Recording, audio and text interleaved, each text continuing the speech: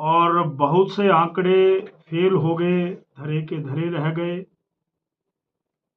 हरियाणा के लोगों ने, आम जनता ने जो निर्भीकता और पारदर्शिता से फैसला लिया, निसंदेह वहाँ के करोड़ों मतदाता बधाई के पात्र हैं।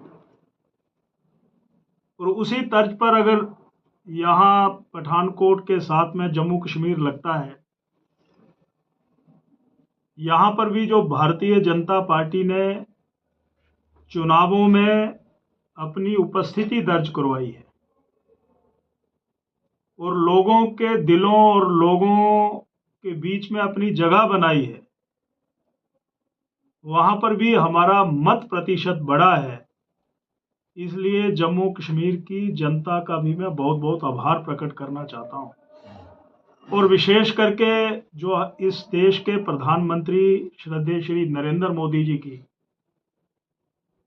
जो प्रोग्रेसिव पॉलिसीज हैं, जिसके कारण आम जन, आम मतदाता ये कह रहा है कि अगर देश को दुनिया की उस पायदान पर, श्रेष्ठ पायदान पर खड़ा करना है तो वो सिर्फ और सिर्फ मोदी साहब की पॉलिसीज के द्वारा, नीतियों के द्वारा ही संभव हो सकता है।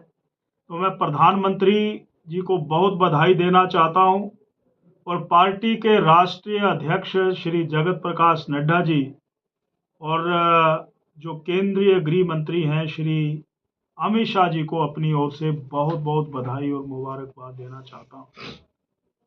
आपके माध्यम से मैं ये भी कहना चाहता हूं कि हिमाचल प्रदेश में जहां पर कांग्रेस की सरकार पूरी तरह से फेल हो चुकी है, चाहे हम नौजवान की बात करें, चाहे किसान की बात करें, चाहे बागवान की बात करें, चाहे महिला शक्ति की बात करें, चाहे हिमाचल प्रदेश में विकासात्मक कार्यों की बात करें, आज हिमाचल प्रदेश के लोग अपने आप को ठगा हुआ महसूस कर रहे हैं। हिमाचलियों की आवाज को दबाने की कोशिश हो रही है और जिन गारंटियों के कारण कांग्रेस की सरकार बनी थी, आज वो उन गारंटियों की पूरी तरह से हवा निकल चुकी है। ये आरोप लगाना कि केंद्र की सरकार हिमाचल प्रदेश को सहायता नहीं दे रही है, ये झूठे आरोप हैं। यानी गत वर्ष और इस वर्ष जो आपदा राहत की राशि केंद्र सरकार के द्वारा प्राप्त हुई थी, उसमें भी 140 करोड़ रुपया अनस्पेंड, खर्च ही नहीं हो सका। यानी ये हिमाचल प्रदेश के इतिहास में पहली बार हुआ है कि कर्मचारियों को पहली तारीख को तनख्वाह या रिटायरियों को पेंशन नहीं मिली। यानी केंद्र सरकार अगर पैसा दे रही है तो मैं इतना ही कह सकता हूं कि उसके कारण कर्मचारियों का, सेवानिवृत्त कर्मचारियों का या जो समाज के तमाम लोग हैं उनका भला हो रहा है। अभी हाल में ही केंद्रीय करों का जो हिस्सा हिमाचल प्रदेश को मिलना था, उसकी राशि जारी हुई है। रेवेन्यू डेफिसिट की ग्रांट जो है वो हर महीने केंद्र सरकार दे रही है। सीआरएफ का पैसा यहां पर आ रहा है। पीएमजीएसवाई फेज 4 का पैसा आने वाला है। और उसी तर्ज पर मैं ये कह सकता हूं कि हिमाचल प्रदेश आगे बढ़ रहा है, परंतु कांग्रेस की सरकार पूरी तरह से विफल हो चुकी है। मैं एक बात आपके माध्यम से और कहना चाहता हूं कि आप पत्रकारों की आवाज को भी दबाने की कोशिश हो रही है। यह अघोषित इमरजेंसी हिमाचल प्रदेश में लग गई है। आप हिमाचलियों की आवाज को इलेक्ट्रॉनिक्स और प्रिंट मीडिया के माध्यम से उजागर करते हैं, आम जन की बात को देश दुनिया तक, प्रशासन, सरकारों तक पहुंचाते हैं। अभी हाल में ही सुखविंदर सिंह सुक्खू की सरकार ने धर्मशाला के पत्रकार के ऊपर एफआईआर लॉन्च की है। क्यों? वो तो अपनी बात रख रहे थे कि मिसमैनेजमेंट हुआ, जो गारंटियां हिमाचल प्रदेश में 21-22 महीने पहले दी थी, वो हरियाणा के लोगों ने स्वीकार नहीं की। उसके लिए उनको, पत्रकार भाई को, सजा ये है कि FIR लॉन्च कर दी गई। तो मैं यही कहना चाहता हूं कि जोर आजमाइश और सरकार के उस दबाव के कारण आवाज को दबाने की कोशिश, आम जन की आवाज को दबाने की कोशिश हो रही है, ये मैं यहाँ पर कहना चाहता हूं।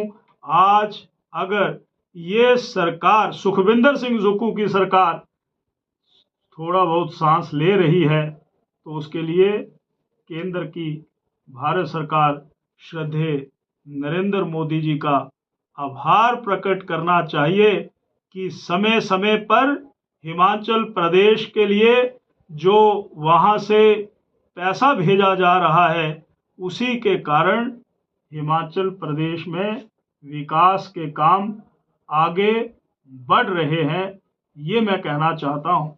एक बात मैं और कहना चाहता हूँ कि आखिर कांग्रेस के बीच में आपस में ही तालमेल नहीं है, आपस में तालमेल नहीं है।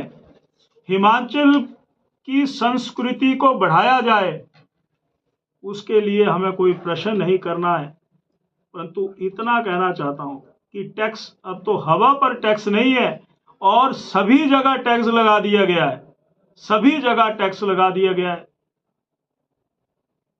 अभी लगभग 8 महीने पहले जो पंचायत निधि का पैसा पंचायत की संचालन के लिए, वहां पर जो कोरम होता है, वहां पर जो नेट है, इंटरनेट है, वहां पर चाय पान की व्यवस्था है, वो उस पंचायत निधि के पंचायत फंड से चलता है। उसमें से भी 24,000 रुपया स्किल डेवलपमेंट के नाम से निकाला गया। गांव के लोगों का पैसा स्किल डेवलपमेंट के नाम से, और वो लगभग 8.5 करोड़ रुपया बनता है। अब इस सरकार को तो कोई और रास्ता नहीं दिख रहा है।